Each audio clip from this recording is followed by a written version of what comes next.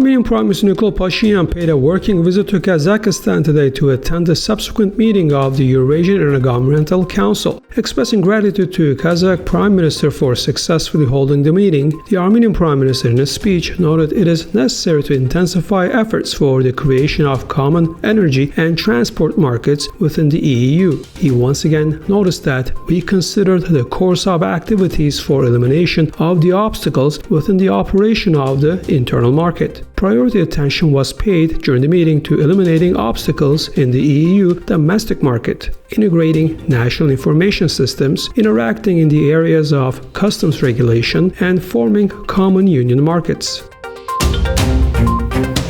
The Parliamentary Assembly of the Council of Europe, PACE, has welcomed the organization of Armenia's parliamentary elections in line with international standards, a resolution adopted on Thursday says. The resolution was adopted based on a report by Sir Roger Gale. The delegates welcomed Armenia's commitment to combat corruption and to reform the judiciary within a view to strengthening its independence. The Assembly, however, expressed concern on the challenges faced by the judiciary from all sides in ensuring its independence, impartiality. It noted continuing prevalence in the Armenian society of intolerance, negative stereotypes regarding LGBTI persons and other minorities, as well as the obstacles over the Istanbul Convention's ratification.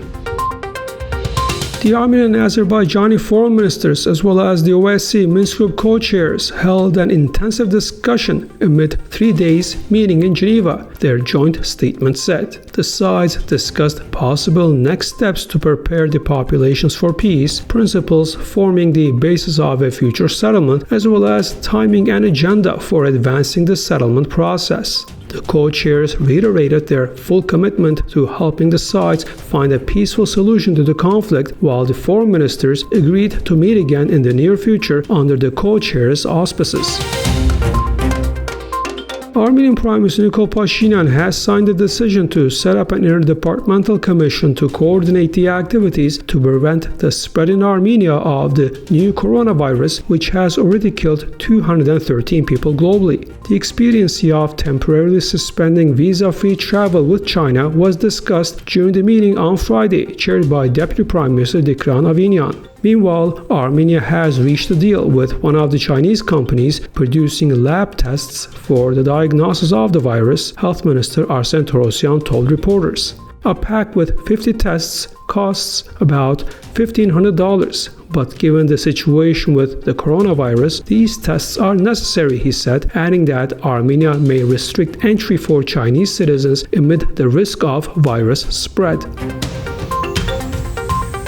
The letter by Nairo Hunanyan, who is serving a life sentence on the criminal case into the 1999 deadly attack on Armenia's parliament, has been forwarded from the Prosecutor General's office to the National Security Service, the NSS, said Prosecutor General's office spokesperson Arevik Khachaturian. Earlier, Hunanyan had written that letter to the Prime Minister, and the latter had forwarded it to the Prosecutor General's office. According to Khachaturian, it was sent by them to the NSS to make it a subject of the examination along the lines of the proceedings that reopened with the separated part of the October 27th case.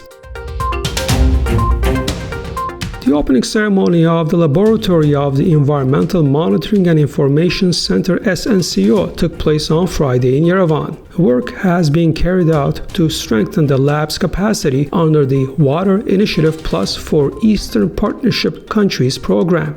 EU envoy to Armenia, Andrea Victorin, in her turn, also spoke about the water issue. According to her, efforts should be made to ensure that water quality meet the requirements of the people as much as possible. She also noted that it is envisaged to implement projects to restore Lake Savan's ecological balance. The German Bundestag on Thursday stripped the parliamentary immunity of MP Karin Strens, who is accused of taking a bribe of at least 22,000 euros to lobby for the interests of Azerbaijan at the Parliamentary Assembly of the Council of Europe, the PACE. MP Edward Lindner was also accused over the case. Lindner, according to the prosecutor's office, received about 4 million euros from Azerbaijan from 2008 to 2016 through British shell companies. He redirected some money to individual PACE members to speak positively about the elections in Azerbaijan and oppose the demands for the release of political prisoners.